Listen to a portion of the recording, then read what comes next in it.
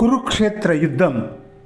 కురుక్షేత్ర యుద్ధభూమిలో ధర్మరాజు పితామహుడు ద్రోణుడు కృపాచార్యుడు శల్యుడి వద్దకు వెళ్ళి ఉండగా ఈలోపుగా కృష్ణుడు కర్ణుడు ఉన్న చోటికి వెళ్ళి, కర్ణ, భీష్ముడు జీవించి ఉండగా యుద్ధం చేయనని ప్రతిజ్ఞ నువ్వు చేసినట్టు విన్నాను.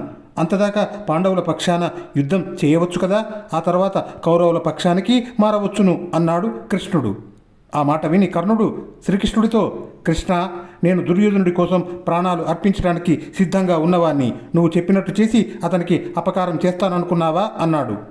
నమస్కారాలు చేయవలసిన వారందరికీ చేసి తన సైన్యానికి తిరిగి వస్తున్న ధర్మరాజు రెండు సైన్యాల మధ్య ఆగి కౌరవ పక్షాన గల యోధులతో, ఓ సైనికులారా, మీలో ఎవరు గాని మా పక్షానికి యుద్ధం చేయడానికి ఇష్టపడినట్లయితే వారిని రావాల్సిందిగా నేను కోరుతున్నాను అని అన్నాడు. కౌరవ సైన్యంలో ఉన్న యుయుత్సుడు ధర్మరాజుతో, రాజా, నీవు కోరే పక్షంలో నేను నీ వైపు చేరి కౌరవులతో యుద్ధం చేస్తాను అన్నాడు. ఈ యుయుత్సుడు కూడా ధృతరాష్ట్రుడి కొడుకులలో ఒకడు. ఇతని తల్లి ఒక వైశ్య స్త్రీ. అప్పుడు ధర్మరాజు ఎంతో ఆదరంతో, యుయుత్సుడా, రా రా, మూర్ఖులైన నీ అన్నలతో మనమంతా కలిసి పోరాడదాందా.